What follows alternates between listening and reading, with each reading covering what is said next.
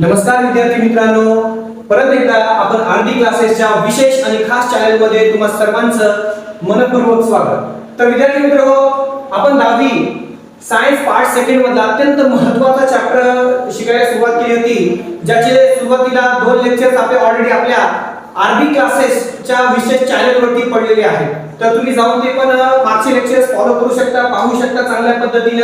आणि त्या लेक्चर मध्ये आपण glycolysis, Krebs cycle, electron transport system अतिशय महत्त्वाच्या विशेष अशा पद्धतीने स्टडी केलेले आहे।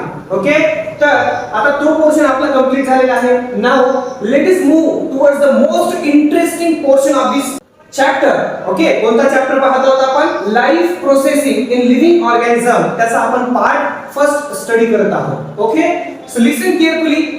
आता या चॅप्टरच्या इंट्रोडक्टरी पोर्शन मध्ये we already discuss that energy, but what exactly energy? As we already discussed in our earlier class, that energy is a special type of molecule requires for doing any kind of work inside our body, metabolism, catabolism, whatever things.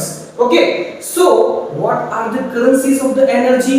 And that currencies are nothing but the currency म्हणजे काय तुमची ATP. काय आहे? ATP. मग ATP दिसते कशी? हो, त्याचं स्ट्रक्चर असतं कसं? बऱ्याचदा हे स्ट्रक्चर एक्झामला आपल्याला विचारलं जाऊ शकतं। सो हे स्ट्रक्चर मी इथे ड्रॉ केलेलं आहे विद्यार्थी मित्र। हो, बऱ्याच जागेवरती तुम्हाला हे स्ट्रक्चर फक्त ड्रॉ केलं जाईल, बरोबर शिकवलं जाईल, परंतु याचा अर्थ चांगल्या पद्धतीने समजून घ्या। आपल्याला माहिती आहे बेटा, हे स्ट्रक्चर जे वरचं दिसतंय तुम्हाला, याला आपण म्हणतो ॲडिनाइन। ओके, हे जे स्ट्रक्चर दिसते तुम्हाला, याला काय म्हणतो आपण? ॲडिनाइन। Okay, yes. आणि याच्यावरती एक रायबोज नावाची शुगर अशा पद्धतीने अटॅच। कोणती शुगर? रायबोज, जिच्यामध्ये 1 2 3 4 आणि 5 कार्बन आहे। म्हणजे ही रायबोज शुगर कशी आहे? पेंटोज। कशी आहे?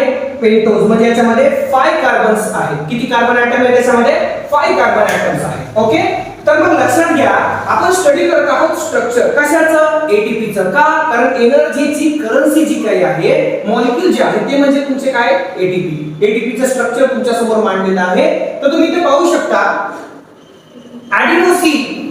लिसन केअरफुली, बऱ्याच जणांना याचा लॉंग फॉर्म सुद्धा चांगल्या पद्धतीने माहित पाहिजे। Adenosine triphosphate. Adenosine triphosphate. So listen what exactly happen here is very interesting. when ribose sugar, which sugar? ribose sugar जी कशी आहे? पेंटोज। ही जॉइन झाली आहे कशासोबत? ॲडिनोसिन सोबत। कशासोबत? ॲडिनोसिन सोबत। काय बनला तुमचा? ॲडिनोसिन। हा झाला तुमचा ॲडिनाइन नावाची शुगर। हा, ॲडिनाइन नावाची शुगर बाइंड झाली तुमच्या रायबोज सोबत। कोणत्या शुगर सोबत? रायबोज सोबत। काय बनला? ॲडिनोसिन। काय बनलेला आहे तुमचा? ॲडिनोसिन। आता आपल्याला माहिती आहे स्ट्रक्चर काय? हा, ॲडिनोसिन ट्रायफॉस्फेट। ॲडिनोसिन ट्राय। आता मोनो, डाय आणि ट्राय म्हणजे किती? 3। या ॲडिनोसिन नावाच्या स्ट्रक्चरला जेव्हा 3 फॉस्फेट अटॅच असतात, एक, हा 2 आणि हा 3 फॉस्फेट जेव्हा अटॅच असतात तेव्हा आपण त्याला ट्रायफॉस्फेट असं म्हणतो। नीट आहे का सगळ्यांनी? ॲडिनोसिन, सॉरी ॲडिनाइन आहे। ॲडिनाइन जेव्हा या ॲडिनाइन सोबत रायबोज जॉइन होतो तेव्हा बनतो तुमचा ॲडिनोसिन। काय बनतो तुमचा? ॲडिनोसिन। आणि या ॲडिनोसिन सोबत जेव्हा एक फॉस्फेट असेल, लिसन केअरफुली, ज्यावेळेस एक फॉस्फेट असेल तर तेव्हा त्याला म्हणतो आपण ॲडिनोसिन मोनो। मोनो म्हणजे काय? Single, monophosphate.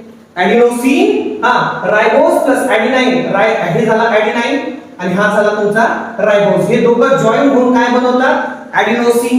ॲडिनोसिन सोबत जर समजा एक फॉस्फेट जॉइन झाला तर त्याला काय म्हणणार तुम्ही? ॲडिनोसिन काय?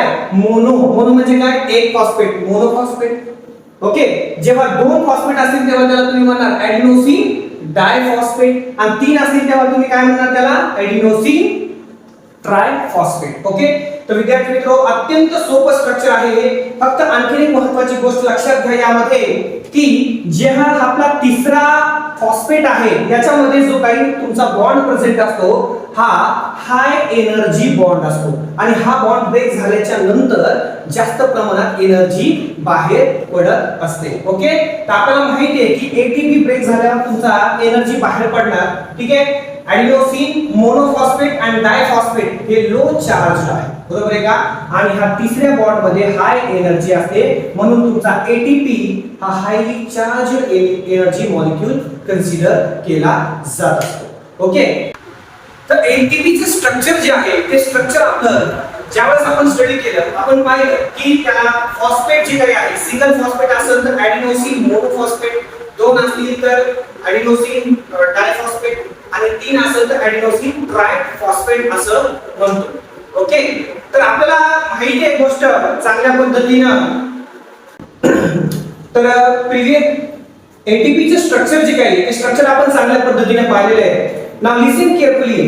Now the energy production, as we know that energy requires our body for different type of works. वेगवेगळ्या पद्धतीचं कार्य करण्यासाठी आपल्याला एनर्जी लागते. आता एनर्जी प्रोडक्शन जे आहे ते दोन प्रकारे होत असतं. याचे चार्ट पण तुमच्या बुक्स मध्ये चांगल्या पद्धतीने दिलेले आहेत. आता आपण बघूया एकदम सहज आणि सोप्या भाषेमध्ये एनर्जी प्रोडक्शन एरोबिकली कशा पद्धतीने होतं आणि अनएरोबिकली कशा पद्धतीने होतं. तर खूप सोपं आहे विद्यार्थी मित्र हो. म्हणजे ज्यावेळेस तुमच्या लिपिड तुम्ही जे अन्न घेता त्या अन्नाला, बरोबर आहे का, लिपिड असेल, कार्बोहायड्रेट असेल आणि प्रोटीन असेल, यांना आपण जर म्हणलं समजा की यांचं ब्रेकडाऊन होतंय, यांचं काय होतंय ब्रेकडाऊन, आणि ते कशाच्या प्रेझेन्स मध्ये, सगळ्यात महत्त्वाचं ऑक्सिजनच्या प्रेझेन्स मध्ये. जर समजा ऑक्सिजनच्या प्रेझेन्स मध्ये या सबस्ट्रेटचं ब्रेकडाऊन होत असेल तर आपण म्हणतो याला प्रोडक्शन ऑफ एनर्जी. कशी? एरोबिकली, ऑक्सिजनच्या प्रेझेन्स मध्ये. तर आपल्याला माहिती आहे की जेव्हा आपण फूड घेत असतो तर फूड हे तीन फॉर्म मध्ये पाहायला मिळतं: lipid, carbohydrates and protein. That food may be in the three forms, that is nothing but lipid, carbohydrate and protein. See what exactly happen when the breakdown process occur. Okay, तर तुम्हाला माहिती आहे सगळ्यात पहिल्यांदा आपण बघूया कार्बोहायड्रेट. आता आपल्याला माहिती आहे ग्लुकोज, या ग्लुकोजचं ब्रेकडाऊन स्टेप वाइज मॅनरनं होत असतं है ना, त्याला आपण ग्लायकोलायसिस म्हणतो. as we already discussed these all things in our previous last class. okay, so glycolysis चा एंड प्रोडक्ट कोणता आहे बेटा? पायरुव्हिक ऍसिड. करेक्ट, काही अडचण नाही सर, इट्स ओके. हा, पायरुव्हिक ऍसिड जो आहे तो कशात कन्वर्ट व्हायला तुमचा ऍसिटिक कोएन्झाइम आहे. हे तीन कार्बन कंपोनेंट सोबत असतो, हा दोन कार्बन कंपोनेंट सोबत असतो, इथं डिकार्बोक्सिलेशन होतं, इट्स ओके. बरं, ऍसिटिक कोएन्झाइम ए हा तुमचा एंटर करतो हा कशामध्ये?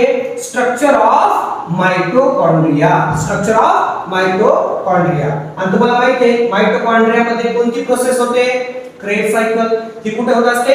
माइटोकॉन्ड्रियाच्या मॅट्रिक्स मध्ये क्रेब सायकल होते. आणि ऍट द एंड ऑफ दिस तुम्हाला काय मिळणार? कार्बन डायऑक्साइड, त्याच्यानंतर वॉटर आणि जास्त प्रमाणामध्ये एनर्जी. कधी पण एक गोष्ट लक्षात ठेवा की जेव्हा ब्रेकडाऊन होणार एरोबिकली आणि अनएरोबिकली तेव्हा सगळ्यात जास्त प्रमाणात म्हणजे 40 एटीपी तुम्हाला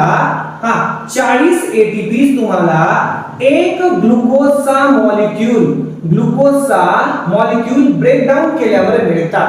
त्यापैकी 2 एटीपी जे आहेत हे तुमचे खर्च होतात. म्हणजे टोटल 38 एटीपी तुम्हाला ज्यावेळेस ग्लुकोजचं ब्रेकडाऊन होतं कसं? ऑक्सिजनच्या प्रेझेन्स मध्ये. ओके, आता तुम्ही म्हणाल आपण जेवण करत असतो तेव्हा आपल्याला वरण भात, पोळी भाजी हे मिळणं साहजिक आहे, आपला मुख्य आहार येतो. परंतु जेव्हा ते मिळत नाही त्यावेळेस आपण दुसरा आहार घेतो, पोहे असतील, नाश्ता असेल, बरोबर आहे का, त्यापासून पण आपण जेवण आपली भूक भागवू शकतो. तशाच पद्धतीनं if our body is not comes in contact with the carbohydrate then it use the alternate source of energy productions. Okay, that may be protein or that may be lipids. So what happens when our body comes in contact with the lipid? Lipid ज्यावेळेस आपल्या body मध्ये लिपिडच्या contact मध्ये ज्यावेळेस येते त्यावेळेस त्याचं conversion, हा त्याचा मोनोमर, हा पॉलिमर, हा त्याचा काय मोनोमर. तर मग हा फॅटी ऍसिड, बरोबर आहे. आता फॅटी ऍसिडचं याचं लिपिडचं ब्रेकडाऊन झालं कन्वर्जन झालं फॅटी ऍसिड मध्ये आणि ह्या फॅटी ऍसिडचं कन्वर्जन कुठं झालं तुमचं ऍसिटिल कोएन्झाइम आहे. बाकी पुढचा प्रवास तर तुम्हाला माहितच आहे कशा पद्धतीने होतो. Same way if the person is comes in contact with the protein, आपल्याला माहिती आहे की आपल्या बॉडी मध्ये आपण प्रोटीन युक्त डाएट घेत असतो. What are the proteins? Many students are going to confuse what are the proteins. See, proteins are nothing but the polypeptide chain. कशाची? Amino acids. There are 20 amino acid in the nature. 20 amino acid हे निसर्गामध्ये present आहे, ज्यापैकी आपण म्हणतो what are the proteins? Polypeptide chain of amino acids. मग polypeptide chain आणि amino एसिडची मग प्रोटीनला ब्रेक केल्यावर काय बनणार? Amino acids. Correct, amino acid. आणि ह्या अमाइनो एसिडचं कन्वर्जनच आपली बॉडी कशामध्ये करते? ऍसिटिल कोएन्झाइम ए. हे सर्व कशासाठी चालू आहे? कशासाठी? एनर्जी प्रोडक्शन करण्यासाठी. कशाच्या प्रेझेन्स मध्ये? ऑक्सिजनच्या प्रेझेन्स मध्ये. ओके, तर आपल्याला माहिती आहे हे दोन जे आहेत हे अल्टरनेट सोर्स आहेत. मेन सोर्स तुमचा कार्बोहायड्रेट आहे. अशा पद्धतीनं आपल्याला या सबस्ट्रेट पासून एरोबिकली ऑक्सिजनच्या प्रेझेन्स मध्ये एनर्जी मिळत असते. ओके, तर आता ही प्रोसेस झाली पूर्ण ऑक्सिजनच्या प्रेझेन्स मध्ये म्हणजे energy production aerobically. But what happens when the oxygen is absent? जेव्हा ऑक्सिजन हा absent असतो कार्बोहायड्रेटला, समजा आपण म्हणूया हा तुमचा कार्बोहायड्रेट नावाचा सबस्ट्रेट आहे, इथं ग्लुकोज जर असेल, या ग्लुकोजचं ब्रेकडाऊन जर समजा ऑक्सिजनच्या अब्सेन्स मध्ये होत आहे, ऑक्सिजनच्या अब्सेन्स मध्ये होत आहे, तर काय होतं? What happens if the substrate is break down in absence of oxygen? Okay, see, it is very interesting as we know that the source of carbohydrate here, the substrate is given here, glucose. The breakdown of glucose. आता glycolysis इथं विद्यार्थी मित्र होणार का? होणार? Crab cycle होणार नाही, कारण आपण सुरुवातीच्याच क्लासमध्ये शिकलो की glycolysis is a pathway which occurs in presence of oxygen as well as absence of oxygens. तर आता आपल्याला माहिती आहे की इथं ग्लायकोलायसिस होणार, ग्लायकोलायसिस होणार का होणार? कारण इथं ऑक्सिजन अब्सेन्स आहे, तरी पण हे प्रोसेस होणार. आता नीट लक्षात घ्या, जेव्हा ऑक्सिजनच्या अब्सेन्स मध्ये एखादी प्रोसेस होते तर शक्यतो आपण त्याला फर्मेंटेशन म्हणतो. काय म्हणतो त्याला?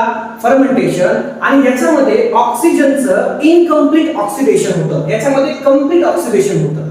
हे एक महत्त्वाचा पॉइंट आहे जो तुम्हाला लक्षात ठेवायचा आहे. बरोबर आहे? तर आपल्याला माहिती आहे बेटा, कार्बोहायड्रेट मध्ये आपल्याला मेन सबस्ट्रेट ग्लुकोज आला, ग्लुकोजचं ब्रेकडाऊन झालं, तुम्हाला माहिती आहे. हा ग्लायकोलायसिस पाथवे झाला, ईएमपी पाथवे म्हणतो त्याला. त्याचं कन्वर्जन कशात झालं? पायरुव्हिक ऍसिड. नाऊ आता पायरुव्हिक ऍसिड मध्ये कन्वर्जन झालं. रस्ता चुकलेला आहे, रस्ता वेगळा आहे, आता इकडचा रस्ता नाहीये आपण, कारण इथं काय तुमचा ऑक्सिजन